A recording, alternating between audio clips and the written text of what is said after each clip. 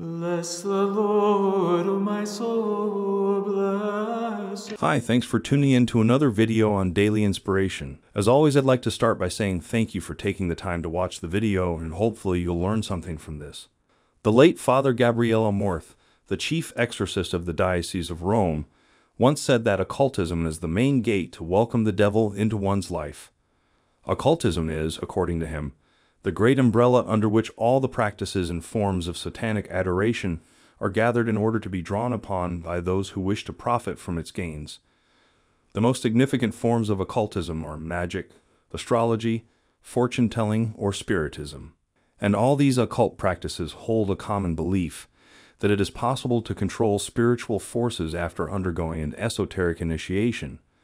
But the truth is, in reality, these forces, powers, or entities are, according to Father Amorth's experience, solely the unclean spirits commonly called devils that ultimately owe obedience to a unique lord, Satan.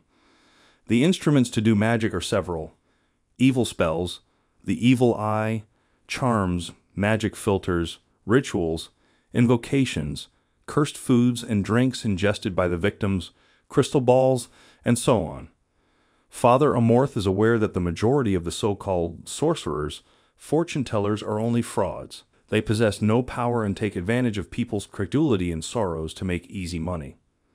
However, it's also important to remember that there are also true wizards and witches who often, through a consecration to the devil, get real and terrible powers like clairvoyance, automatic writing, and so on. Whatever may be the case, the devil grants such powers in order to bond these individuals to himself, leading them to belief that they are in control while in reality enslaving them ever more and rendering them dependent to his will.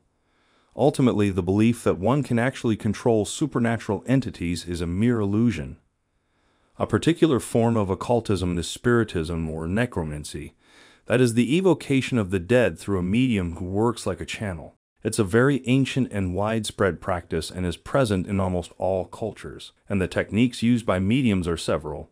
The mediums fall into a trance, pendulum, automatic writing, Ouija board, and so on. On the other hand, as in the case of magicians, there are true mediums and imposters. Father Amorth believes that the evoked, presumed souls of the deceased are in reality unclean, awakened spirits, attracted and indeed forced by the evocation to manifest themselves. Another and more terrible of occultism, however, are the Satanists. That is the practice of the cult or worship of the devil.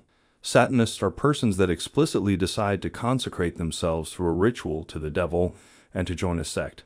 There are two kinds of Satanism: personal and impersonal or rationalist Satanism. Personal Satanism recognizes the personal nature of the devil, and the followers entreat, adore, and honor him as God.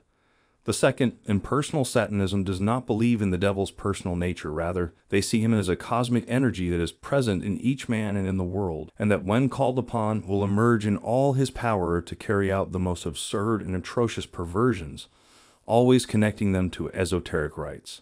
Ultimately, the objective of Satanists is to lead people to believe that they can do all they wish because they are their own gods. No external authority, such as parents, state, church, and so on, has the right to interfere in the free determination of one's self. The worship of the devil is often a macabre and desecrating parody of God's cult.